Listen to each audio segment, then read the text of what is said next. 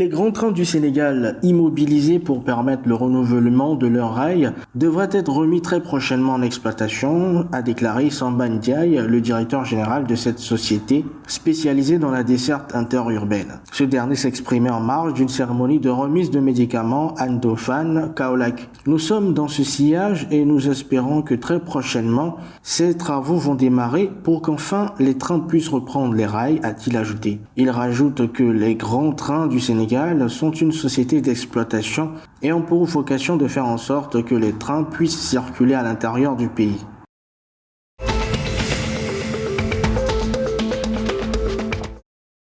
Le gouvernement béninois a annoncé mercredi qu'il entendait réformer la décentralisation au profit de la gouvernance communale, notamment via la nomination des personnels techniquement compétents et non choisis pour des seules raisons politiques. Il a indiqué à l'issue du Conseil des ministres qu'il s'agit notamment de renforcer la séparation des fonctions politiques et techniques pour améliorer la réédition des comptes et lutter plus efficacement contre l'impunité, de mettre en place un dispositif opérationnel de relais des services publics entre les niveaux central, communal et infracommunal et enfin d'améliorer les mécanismes de financement des investissements communaux. En effet, souligne-t-on, la décentralisation effective depuis bientôt 20 ans au Bénin connaît des faiblesses qui impactent négativement le développement des communes.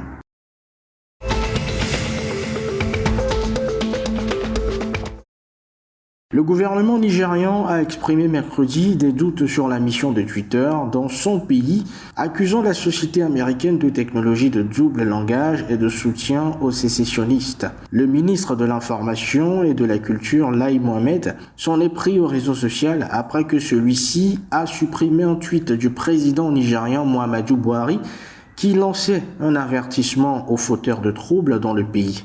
Nous avons un pays à gouverner et nous le ferons au mieux de nos capacités. La mission de Twitter au Nigeria est très suspecte. Il a un programme, a-t-il accusé. Dans ce tweet supprimé, Muhammadu Buhari faisait référence à la guerre civile qui a frappé le pays entre 1967 et 1970, exigeant de ceux qui veulent que le gouvernement échoue à cesser de fomenter des troubles.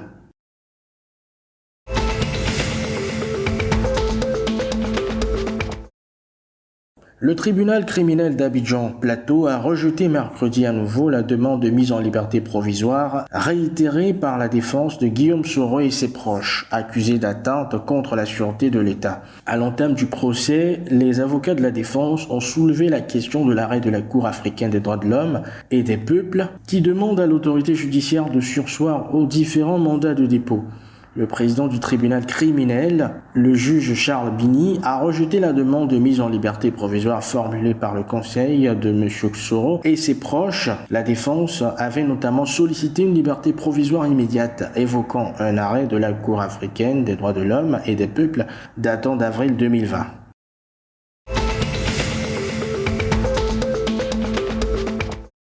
Le colonel Assimi Goïta, président de la transition, poursuit ses consultations à Bamako après son coup de force de la semaine dernière, condamné par l'UA et la CEDEAO qui ont suspendu le Mali. Mercredi 2 juin, le colonel Assimi Goïta a reçu une délégation de l'ex-rébellion qui demande des gages avant d'accompagner la transition. Choguel Maïga, pressenti pour la prémature, a assisté à la rencontre. Ce dernier n'a jamais caché qu'il était contre cet accord qui, selon lui, conduisait à la partition du pays. De leur côté, les ex-rebelles ont récemment décidé de ne pas accompagner la transition tant qu'ils n'auront pas obtenu des garanties sur son application. C'est désormais chose faite.